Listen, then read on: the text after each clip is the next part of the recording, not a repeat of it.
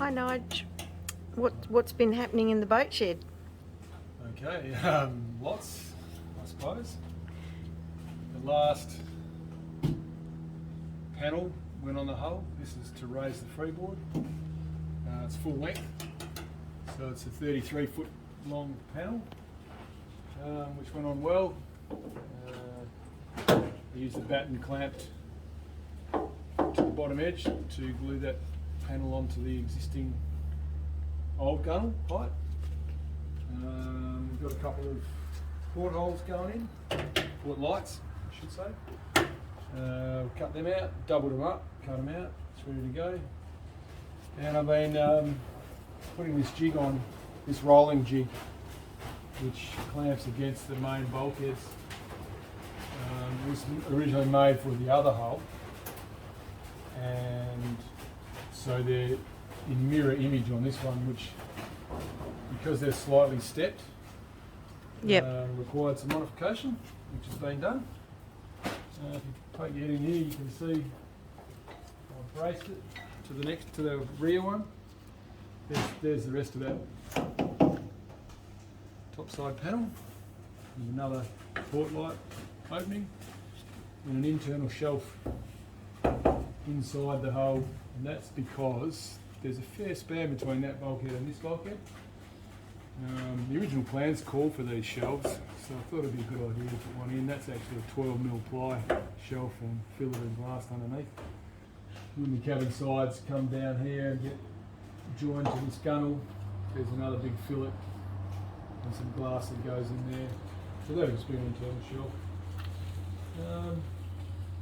Got the rear part of the rolling jig on and braced it with this piece of timber, and the jig's held onto the boat with these ratchet straps, which you can probably see better from the other side. Now we're going to empty the boat, get all the crap out of it, and we'll try and roll it over. Yay. Onto the side first. Yep. With the glass into D.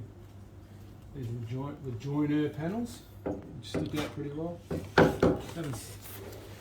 Still filming? Yep. Haven't laid eyes on those. I've moved the whole boat 6 feet that way in the shed. Haven't laid eyes on that panel or that one underneath it for a while, which might look a bit flimsy and odd to your viewers, but I can assure you there's plenty of reinforcing gussets and fiberglass and stringers behind it that will hold it together, hopefully. How's that? Yeah, let's get on with it.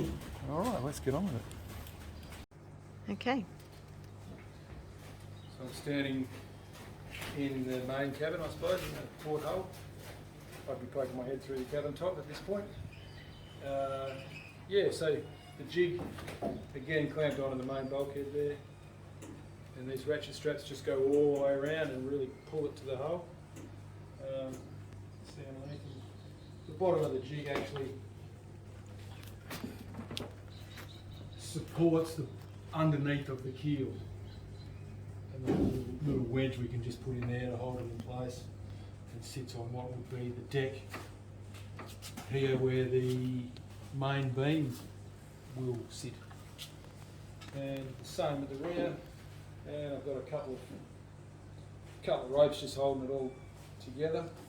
It doesn't seem to want to go anywhere when we roll it over. It didn't on the last hull. I mean, one hole doesn't weigh much, probably. Bit of a guess. Now you're on the spot. Yeah, not too heavy. The weight. My guess is about 600-700 kilos. Maybe a little bit more. Without putting it at this stage anyway. Yeah.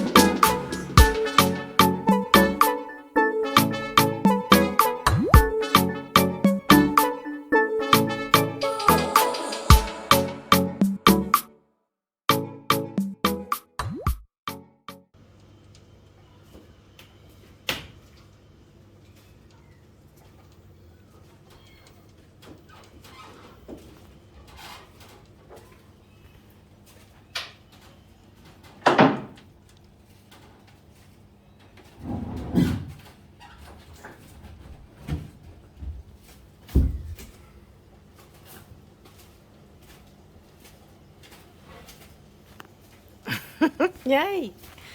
Phew! So you turn a 33 footer over. No worries, mate. Awesome. Let's have a look.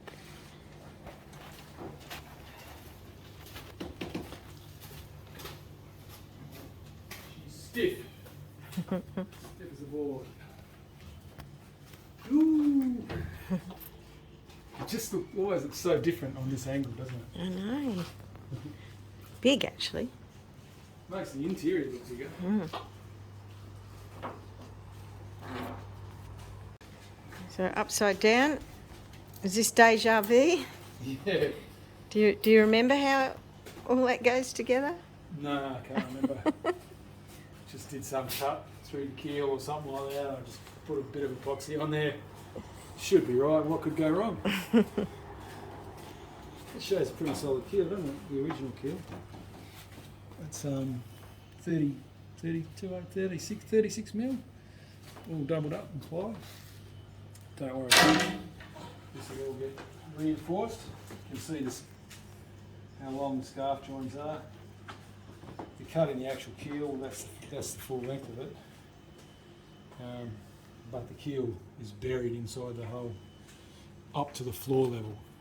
This isn't really, that's not really the keel. Mm. It's the part of the keel that you see. But I'll be chopping that off anyway and adding 2 more inches to it to bring it down this way so that all that can fair in. Yep.